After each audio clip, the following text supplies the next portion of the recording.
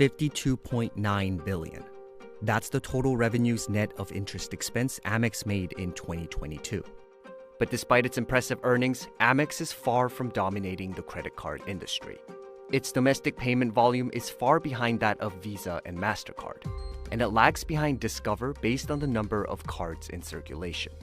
It's a difficult business for American Express to be in, given the threats posed by Visa and MasterCard. What they've leaned into are people who use the card a lot, spend a lot of money, and pay it off. And they're willing to cater to that crowd by giving them premium perks, whether that's at the airport or things they can use every day. Whether that's a Walmart Plus membership or Uber Cash or things that keep you using that card, keep it at the top of your wallet.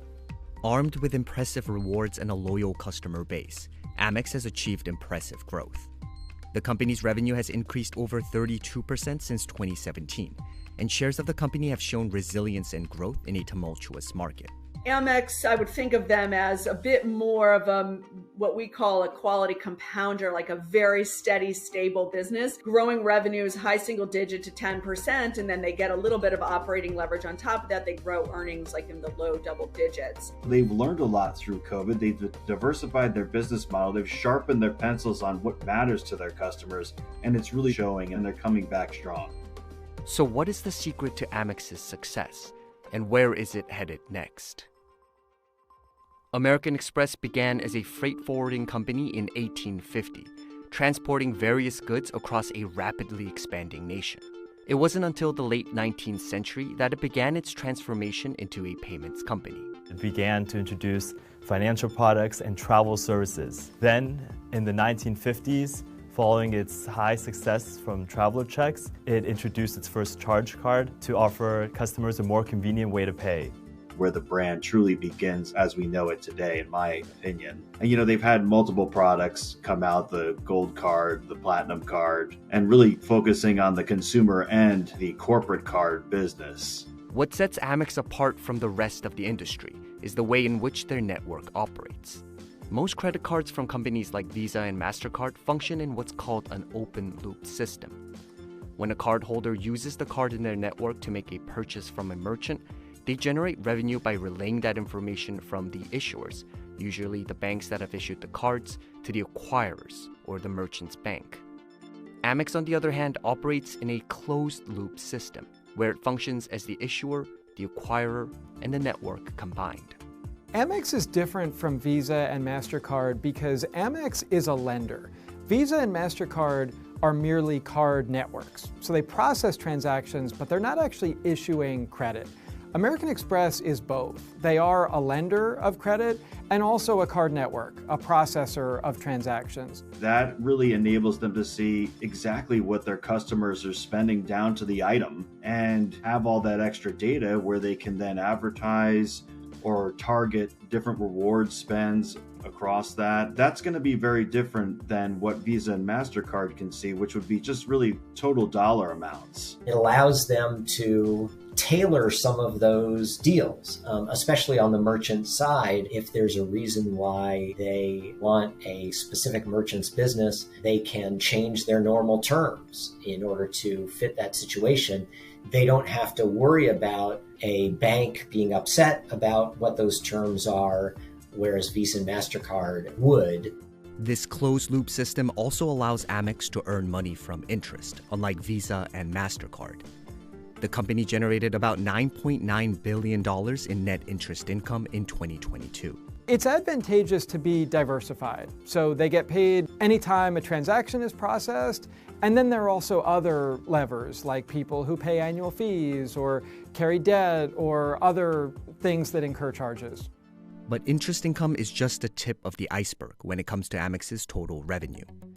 Discount revenues, or fees charged to merchants that accept its cards, brought in more than $30 billion in 2022, contributing to more than 58% of Amex's total revenue net of interest expense for that year. They charge a premium to their merchants to take their cards, and the merchants are willing to pay that premium because American Express is bringing them the most affluent, biggest spenders. They make the discount revenue off of the swiping. And so they charge the merchants a certain discount rate, 2.5 or so, it depends. This can vary by merchant size, actually. But a lot of their revenue, unlike their competitors, is coming from this swipe fee versus net interest income. Because of its reliance on discount fees, big spenders are Amex's most important asset. Recent reports claim that Amex card members spend on average 3 times as much annually as those who aren't members. Amex targets these affluent cardholders through a spend-centric model that focuses on generating revenues primarily by driving spending on its cards. That's where rewards come in. In just 2022, Amex spent almost $17 billion providing services and rewards to its card members. When they talk about a spend-centric model, they're really talking about being your go-to card. And I think a really good example of this is the Amex Platinum Card, one of their flagship premium products. On the face of it, this is a travel card, and it has a lot of travel benefits with rewards and airport lounges and all that fun stuff. But you can also get a free Walmart Plus membership, and you can get a whole bunch of other everyday kind of credits. They're trying to make this a go-to every day, not just something that you pull out a few times a year when you're traveling. That high spend-centric model is the reason why they can provide such strong rewards that they do, and why the customers are willing to pay those higher annual fees than for other cards, because they're getting the benefits of the spend and the rewards, because the people that are spending are actually making this up in their spend behavior. Having a closed-loop system means how much the cardholder spends is usually more important than the number of transactions made. Amex also utilizes the immense information gathered through its closed-loop system to create offers that attract and retain customers. A lot of the tricky part about rewards programs in kind of big, kind of more mainstream cards is that the rewards are a little bit of like ad hoc. Like they might have very cool, interesting rewards, but they might not be things that you as the consumer value. In American Express's case, because of that closed loop dynamic and because they know you and they know the merchant, they can create rewards that feel to you as the consumer like this program was custom designed for me. Like they can go out and recruit all of the top hotels and all of the top restaurants and have specialized offers and specialized rewards and stuff to bring consumers, the affluent consumers, to those hotels, to those restaurants, and everyone sees benefits from their role in the middle of connecting those dots. Having an affluent customer base also gives the bonus advantage of decreased credit risk. Delinquency rates for Amex have remained substantially lower compared to other major issuing banks. Credit losses through the cycle will move really closely with unemployment, as you would expect. If you think about the changes in unemployment, they roughly go up between 1.7 times and 2.25 times in a recession. And the prime credit card issuer will see roughly that same sort of increase in credit losses over that time frame. Whereas an American Express could actually see a little bit less than that. So if it was to go up 2 times, you might see American Express go up 1.8 times. And so that makes a big difference as far as the cyclicality of the business, the overall risk to earnings and returns. It's really one of the reasons why investors kind of focus on this stock in a downturn. It's considered a safety play, and that's why we're outperformed with the stock today. In recent years, Amex has begun to diversify its customers further, mainly targeting millennials and underbanked Americans. I really think that Amex is doing a good job winning over younger customers as well. They've talked about how about 60% of their new card acquisitions are Gen Z and millennials. And I think they've done some creative things there with experiences, whether it's travel or dining or exclusive concerts, like they did one with Jack Harlow. And they're just trying to reach a younger audience that will be the leaders and heavy spenders of tomorrow. Amex has also made meaningful investments in scaling and improving its technology, allowing its offerings to be more competitive against the rise of alternative premium cards. They continue to make progress abroad. They were actually the first US-based credit card issuer to win approval in China, and they're partnering with local brands there to really tap into that increasingly affluent consumer audience. in Europe, this is like France, Germany, credit card adoption, both by affluent consumers and by small businesses, is much lower than it is, say, in the US, the UK, and Australia, where it's quite high.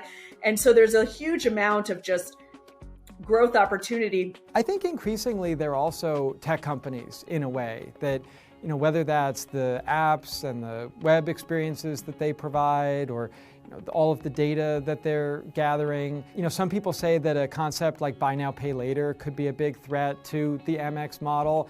They actually were the first traditional credit card issuer to unveil their version of that. A few years ago, they came out with AmEx Pay at Planet, which I think again speaks to offering something for everybody. The biggest threat for AmEx is the competition within the credit card industry.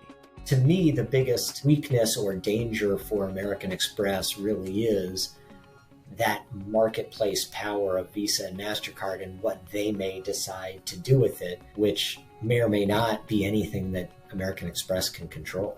The value that they are able to offer from the closed loop model is distinctive and unique. But as things like data analytics and AI get better, and the whole process of issuing cards and managing card programs becomes more digitized, as their technology advances, those open loop card programs can better replicate what American Express is able to do uniquely. So they can run better analytics to understand your consumer spending, so they can better tailor your rewards. But while loan loss provisions have increased following a period of high inflation, experts believe that AmEx is more than ready to weather a possible recession. They're not by any means immune to a downturn, but at the same time, with that high spender, affluent customer, those credit losses are likely significantly lower than some of the peers that are more focused on average consumer, even subprime borrowers. And so, there's no reason to think that American Express won't have a strong customer base after the next recession.